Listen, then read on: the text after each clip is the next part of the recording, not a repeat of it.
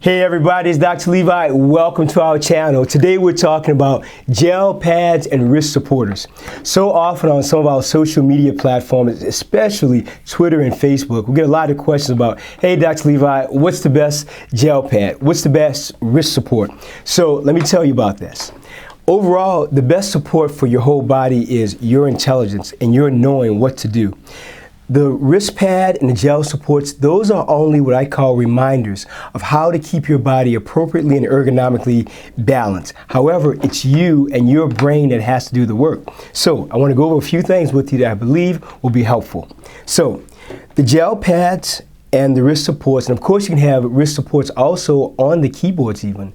So they do provide what I call a reminder to not have your wrists either hyperflex or hyperextend. However, all of that is dependent on how thick the gel pad is. So think about it.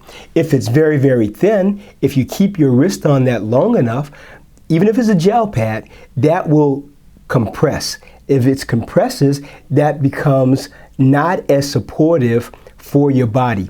The bottom line is you want something that is sort of like will keep your hand in a floating position, basically in water. So the principle behind the gel pad is that it keeps you elevated and it keeps your body from doing that. But as you stay on it longer, you compress it more, you will flex your wrist more. Now, so it's so important to be aware of that.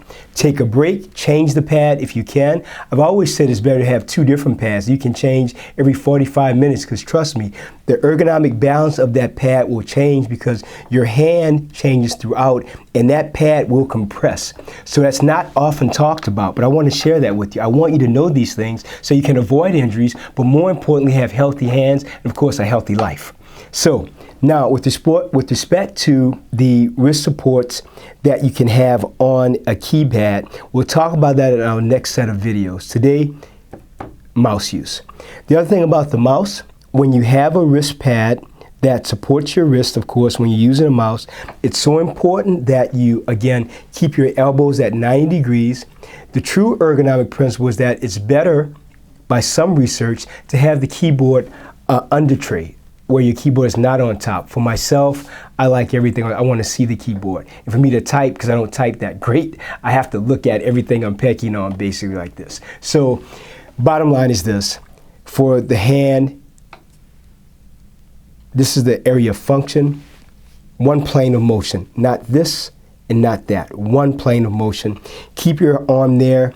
Take your hands off every 30 minutes or so to do this with your wrist. 15 times this way, around the world, back around the world. Keep your elbows straight when you're doing it. It's not this. Also be sure to keep your elbows 90 degrees, your shoulders up, your head up. That's so important that you don't do this with your shoulders when you're either gaming or mousing or anything like that. You want to make sure that your body stays upright. And the great thing about that is if you have a healthy spine, you have a healthy body, hopefully. And our goal is to keep you healthy, gaming for a long period of time. If you do a lot of office work, a lot of keyboard work, if you're doing a lot of writing via the keyboard or design work, it's so important that you use a pad that works for you. So again, the gel pad is not the rub of it all. No, it may help you, but you have to remind yourself to do what you can to keep your wrist at 90 degrees. Your elbow, I should say, at 90 degrees, and this in one plane of motion. Very, very important. So I hope that's helpful. I want to remind you, of course, to push the red button and subscribe to our channel, our YouTube channel, as well as please interact with us on Facebook, Twitter, and even Instagram and Snapchat.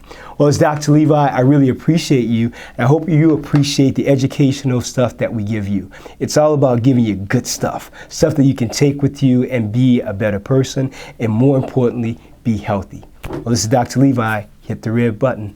Bye.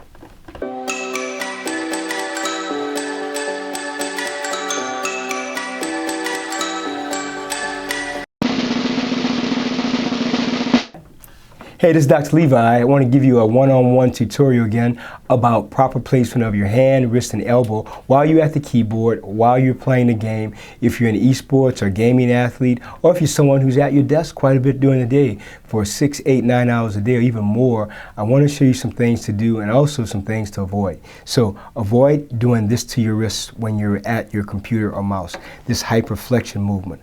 Avoid hyperextension of your wrist. If you're using a gel pad or a mouse pad or wrist support, you want to make sure that your hand and your wrist are in proper alignment, i.e. functional neutral alignment, without any flexion or any extension. It's also, from some of the research I've talked about before, it may be better to have a keyboard that is actually an under tray keyboard. For me, those don't work, but for you, you might want to try them. Hopefully they'll help you. So again, avoid hyperflexion, avoid hyperextension. If you're using a gel pad or wrist support, make sure every 30 minutes or so you take your hands up so the gel can reconfigure itself, give you hopefully more support. Because remember, the longer you keep your hand on the support, it will compress. As it compresses, it doesn't have the same quality of really lifting your wrist high and keeping you from not flexing your wrist. That's the key, avoiding hyperflexion and avoiding hyperextension. So again, neutral position, so you can move your hands and move your wrists clearly without this movement and without that movement. Well, this is Dr. Levi. Peace.